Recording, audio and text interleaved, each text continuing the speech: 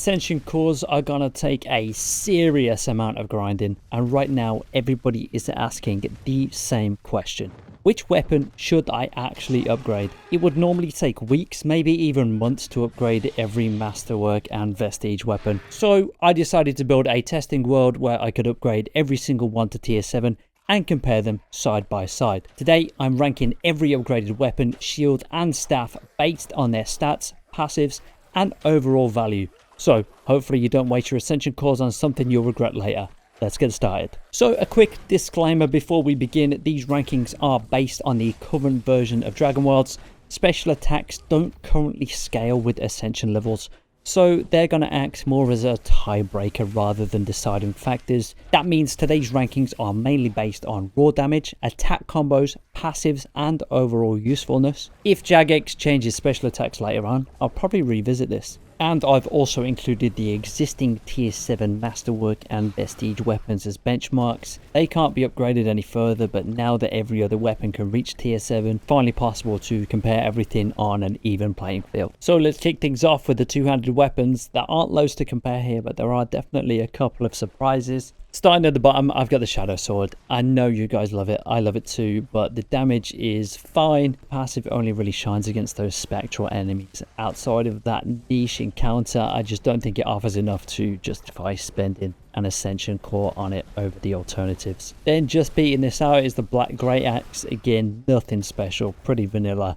Nothing really stands out. If you do enjoy using it, go ahead and use it, but there are just simply stronger options. Then moving on up into the A tier, I've gone for Thane's Authority just because it has really good damage, but the increased stamina cost just keeps it out of the S tier at the moment. Titan's Wrath also makes an appearance in A tier. I actually think this weapon has loads of potential because of the fire mechanics. If Jagex ever decide to make special attacks scale with Ascension levels, I could easily see this climbing even higher. I've also stuck the Abbey Maul in here just because it's a solid benchmark. It's already tier 7 and it does very well. But absolutely zero surprises in my S tier pick here. It's the Granite Maul, my number one two-handed weapon. Does absolutely monumental damage. Battering ram is fantastic and it just feels like the complete package. Super fun to use and absolutely annihilates enemies. I love this. And moving on to magic, this was actually much closer than I expected. Comes down to 0.1 of a damage point. But starting at the B tier, we've got the Subjugation Staff. It's perfectly usable, but again, similar to the Black Great Axe, it's in that same sort of tier. It just doesn't really stand out enough for me. Then in the A tiers, we've got Draconic Staff. This is pretty good.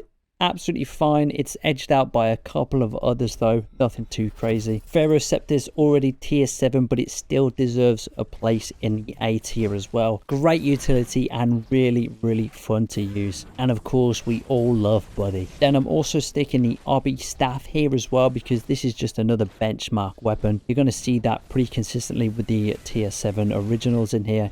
Strong stats, but not quite enough to reach tier S. Again, the Zamorak Staff, exactly the same here. Excellent passive and a good interesting option for certain builds, especially using fire, but again doesn't quite have the juice to get it to the S tier. And I have got two weapons in S tier for this one. The first one is the Staff of Light. This was incredibly close.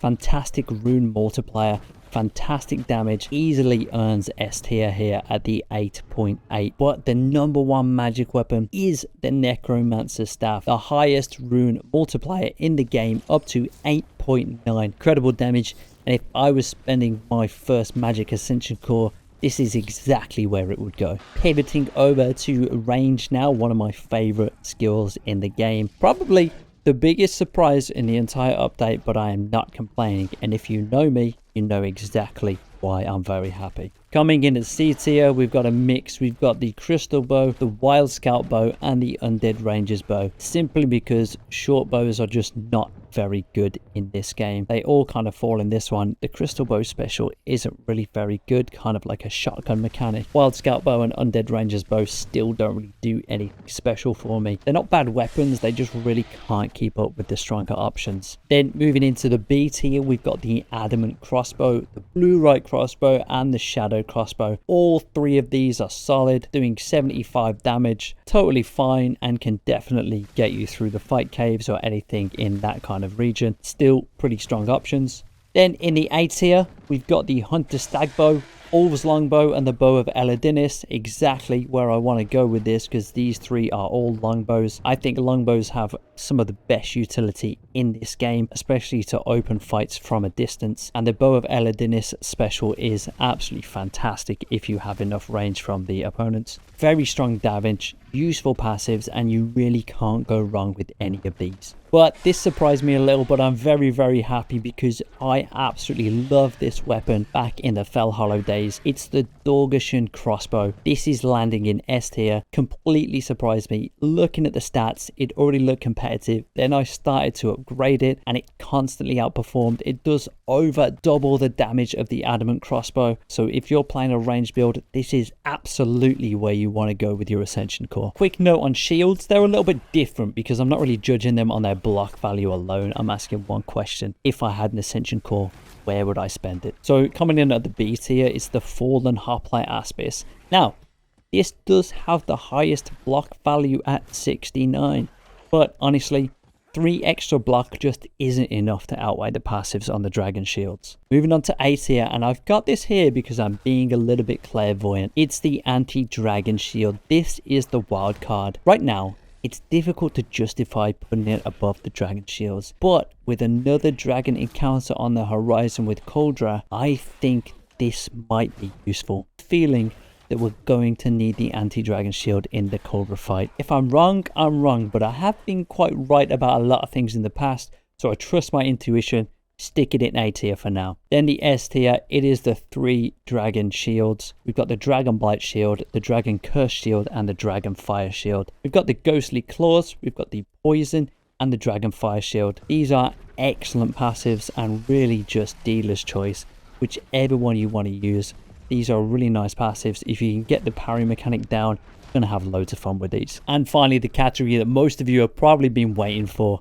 It's the one-handed melee category. So I can't believe I'm actually saying this, but the wooden training sword is actually usable. It becomes like a fun challenge weapon, but if we're talking efficiency, there are definitely stronger choices. And I might try to do a challenge with this in the future, so stay tuned for that one. But for now, sticking it in B tier. The black sword is also there with the Chieftain's blade.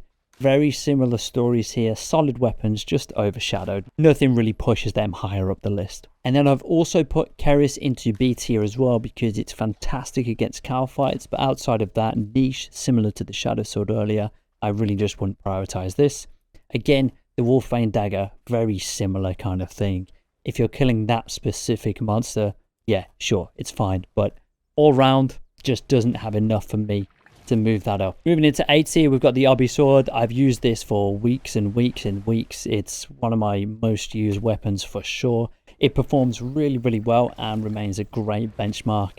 Definitely a solid choice in A tier, the same as the other Obby weapons. And then we've also got a Marius Talon here. The healing passive does give this weapon a really, really nice touch, and it's a solid A tier choice, but the damage is just lacking slightly. And obviously you don't need to heal if your enemies are dead. Then we're also throwing the Skull Splitter in here. It's got a good crit chance, great damage, and consistently strong. Then I'm actually throwing in the brand new Zombie Arm as well. This was one of the biggest surprises for me. It really is unlike anything else in the category. Nice and fun to use. It's got really good damage and a nice combo as well, but it's definitely one to keep an eye on. Now, this is probably one of the biggest surprises I actually had when I was doing this. In A tier, I'm putting the Goblin Swing Slash. This has surprisingly good damage, very fast, very good to use, and it's crazy to think that a Goblin weapon is sitting alongside some of the strongest weapons in the game.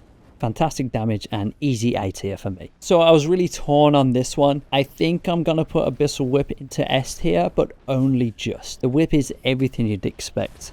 I'm trying not to go off nostalgia, and it is good, right? It has the bleed, excellent sustained damage, and really fast, but unfortunately is overshadowed by the Zombie Axe. If I had one Ascension Core to spend on a melee weapon, it's going on the Zombie Axe. The Zombie Axe hits incredibly hard, deals both crush and slash damage, making it effective against pretty much every enemy in the game at the moment, and I honestly don't think it has a real weakness. For me, this is the best melee Ascension upgrade in the game right now, and I would probably say the best overall upgrade in the game right now. So if I was spending my first Ascension Cores today, here's where they'd go. Granite Maul for two-handed melee, Necromancer Staff for magic, Dorgeshuun Crossbow for ranged, Dragonfire Shield for shields, and overall the Zombie Axe takes my #1 spot. As always, these rankings are based on the current version of the game, so if Jagex changes weapon balance or special attacks,